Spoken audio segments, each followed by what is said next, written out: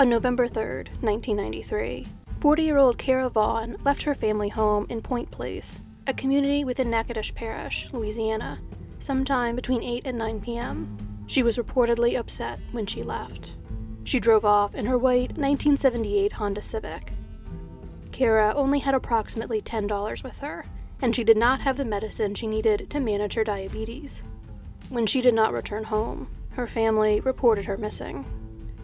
Authorities spent months trying to locate Kara and her vehicle, interviewing her friends, performing searches, and entering information both about her and her car into investigative databases in hopes that another law enforcement agency would find the vehicle or make contact with Kara. According to Kara's family, she was troubled and had previously threatened to drive her car into Cane River Lake so that she could never be found. Cane River Lake was therefore searched on several occasions shortly after Kara's disappearance. In 2007, the East Baton Rouge Police Sheriff's Office offered to help with a new search for Kara, with the more advanced sonar equipment they now had. This search, like all the ones that came before it, failed to locate Kara or her vehicle. Kara's family continued searching for her in the years that followed, never giving up hope that Kara had run off but would eventually be found. Kara's mother, Mildred, passed away in January of 2012 without ever knowing what happened to her daughter. Kara's sister, Lynn Vaughn, was an anchor for CNN Headline News from 1984 until 1998, and then a contributing reporter for CBS 46. After nearly 3 decades of looking for answers about her sister, Lynn prayed to God, asking him to allow her sister's case to be solved before she died. She wanted someone in their family to know what became of Kara within their lifetime. It would not be long after Lynn made this plea that Kara's case would finally be solved. In February of 2021, 20-year-old Ben Abraham, a member of the fishing team at Northwestern State University, went fishing with his friend, Zach Gagnard, a fishing guide, on Cane River Lake. Ben had often fished at the location, near the 1300 block of Bermuda Road, with his father when he was young. Ben and Zach had been using sonar equipment while they fished. They noticed on the screen what they initially thought might be a four-wheeler or a lawnmower submerged under the water. They returned to the spot later and were able to obtain a much clearer image. They feared the object may have been a vehicle.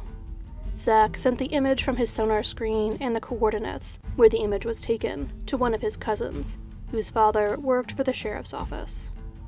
A winter storm prevented the sheriff's office from following up on the lead immediately, but dive teams went into the water to investigate on March 12th. It was impossible to see through the murky water, so the divers had to perform a touch search, but they did locate what felt like a vehicle. The Calcasieu Parish Sheriff's Office had more specialized equipment that would make examining the vehicle possible, and their marine unit and dive team arrived to make another dive on March 15th. They were able to visualize what appeared to be a Honda Civic, with all of its windows rolled up. They were able to see inside and saw a skeleton. They broke one of the windows and retrieved 2 identification cards, a social security card and a laminated work ID, which were still in remarkably good condition despite their time underwater.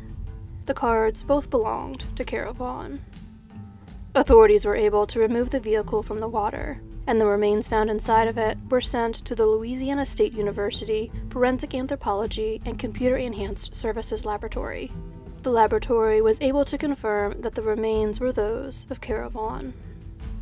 Kara's sister Lynn was of course heartbroken that Kara was no longer alive, but grateful to finally have answers, and relieved that Kara did not appear to have met with foul play. Kara will be buried near her mother in Natchitoches.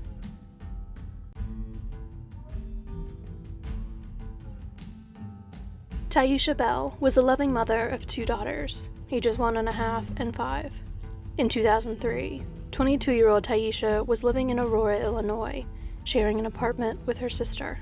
Late in the evening one night in May of 2003, over Mother's Day weekend, Tyesha's sister overheard Tyesha receive a phone call and then step outside of their shared apartment. Tyesha never came back inside. Her family spent a full day trying to get in contact with her, leaving more than 50 messages on her voicemail.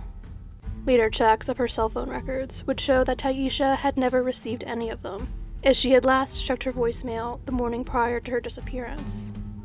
Tyesha was reported missing to the police. There were no indications that Tyesha had planned to be outside for more than a few minutes. Her 2 daughters were left inside with relatives, her television was on, and she had left candles burning in her bedroom. Her purse, identification, and cash were also left inside of the apartment. The day before she went missing, Tyesha had gone shopping to buy summer clothes for her younger daughter. Police identified a person of interest early on in their investigation, but no arrest was made. They also conducted several searches, but found no evidence that led them to Tyesha. After Tyesha went missing, her 2 daughters went to live with Tyesha's mother, Lorna Smith, who raised her granddaughters to understand that their mother would never have left them willingly. The girls wrote poems and made scrapbooks about Tyesha throughout their childhood. Lorna Smith also has been instrumental in keeping her daughter's case active with the Aurora police and featured in the media.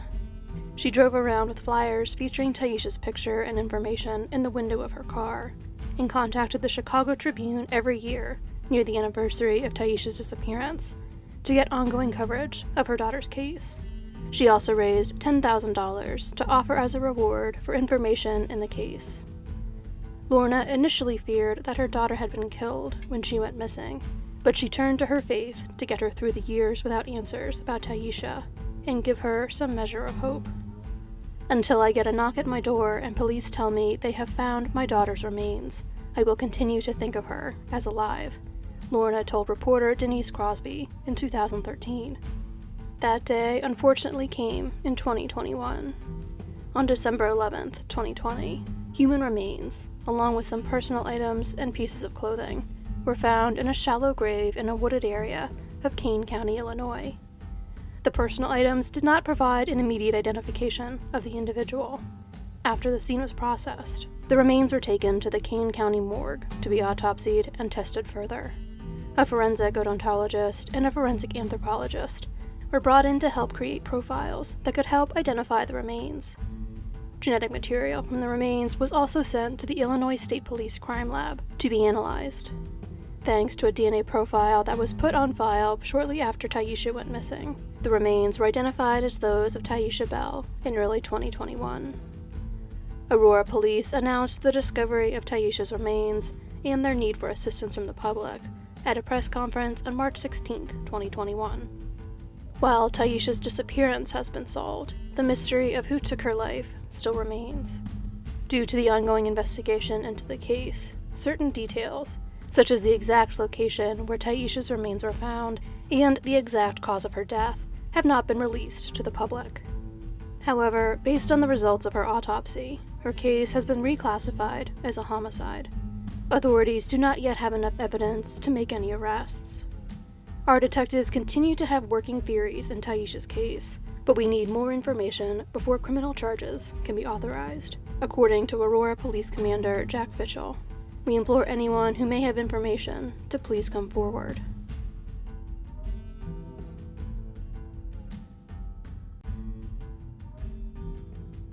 Ronny Lateste was a 38-year-old postman from Bruges in Belgium.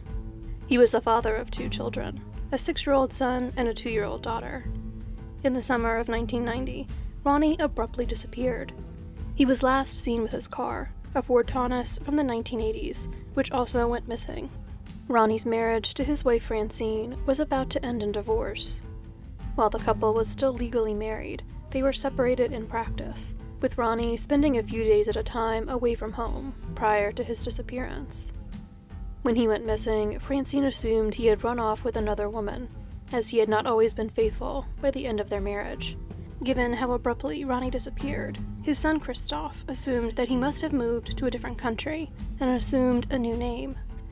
There were limitations to the extent of the investigation into his disappearance, as the Missing Persons Unit of the Federal Police would not be established until 5 years after Ronny went missing.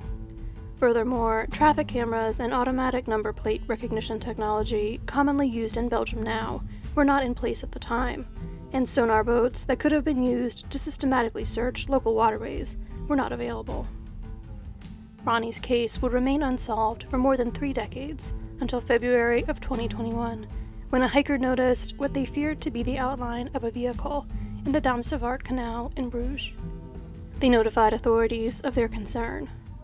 Heavy rains were being forecast for the upcoming weekend, so the water level in the canal had been lowered in order to prevent flooding, allowing the outline of the object divers would later confirm to be a car to become visible. The vehicle was removed from the water and found to be a Ford Taunus from the 1980s, like Ronny's.